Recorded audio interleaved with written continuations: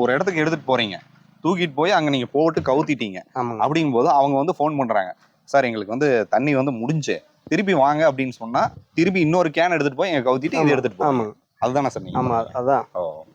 Can நம்ம என்னைக்கு நமக்கு சொந்தம். சொந்தம். தண்ணி மட்டும் விலை கொடுத்து வாங்கிக்கிறாங்க. அந்த பவுல் வந்துட்டு எப்படிங்க? அது தனியா அவங்க தான் ஆமா, வாங்கிக்கணுமா? பவுல் அவங்க தான் வாங்கி. நீங்க வாங்கி கொடுத்துருவீங்களா? அதை நம்ம சொன்னா வாங்கி கொடுத்துருவோம். அது என்ன ரேட் வருதுங்கண்ணா? அது ஒரு பவுல் வந்து 150 ரூபா வருங்க. 150 ரூபா வரும். அது யாருக்கு தேவைப்படுதோ கம்பெனிங்களுக்கு அது வந்து அதை ரிட்டர்ன் எடுக்க முடியாதுங்க. ஏன்னா அது அவங்க யூஸ் பண்ணிட்டாங்கன்னா அப்புறம் அது அவ்வளோதான் அப்படியே போயிட்டே தான் இருக்கும்.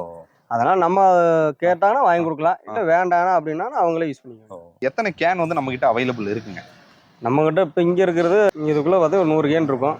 கம்பெனியில் அங்கே ஒரு 150 கேன் ஸ்டாக் இருக்கு. அதுவும் நீங்க தனியாக கம்பெனி வச்சிருக்கீங்களா? இல்லை, கம்பெனியில் நம்ம டீலர் தானே, நம்ம கேன் அங்கே ஸ்டாக் வச்சுட்டே இருக்கோம். போய் ஏன்னா நின்று டைமிங் ஆகிட்டே இருக்கு, போனால் டக்கு டக்குன்னு எடுத்துகிட்டு வரக்காண்டி சப்ளை கொடுக்குறக்காண்டி சீக்கிரம் பண்ணுறக்காண்டி நாங்கள் ஸ்டாக் வச்சுருப்போம்.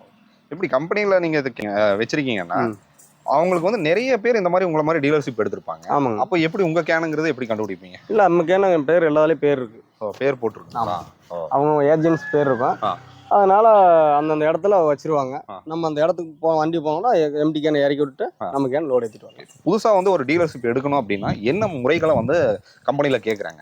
கம்பெனியில் என்ன கேட்டிங்கன்னா, இந்த ஊர் நீங்கள் எங்கேருந்து வர்றீங்க அதை கேட்பாங்க. இப்போ நம்ம கோயில் பாலத்துல தான் வர்றாங்க அப்படின்னா சரி ரைட், அப்போ கோயில் பாலத்தில் இந்த டீலர் இருக்காங்களான்னு கேட்பாங்க.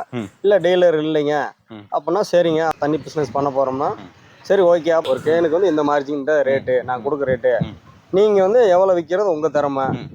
ஆனால் எந்த டீலர்களை வந்து யாரும் டிஸ்டர்ப் பண்ணக்கூடாது. அவங்க ஆல்ரெடி டீலர் போட்டுக்கிட்டு இருப்பாங்க. அந்த டீலரை போய் நம்ம டீலர் கம்பெனிக்காரங்க யாரும் டிஸ்டர்ப் பண்ணாமல் நீங்கள் போடுங்க. வேற கம்பெனிக்காரங்கன்னா அங்கே போய் நம்ம அப்ரோச் பண்ணலாம், அதை பண்ணலாம். ஆனால் நம்ம கம்பெனியே போட்டுக்கிட்டு இருக்கோம், நம்மளே போய் திருப்பி வந்து பண்ணக்கூடாது. அவங்க டீலர்கிட்ட கேட்டுங்க, அப்போ அவங்க கூட நீ பண்ணிக்கலாம்.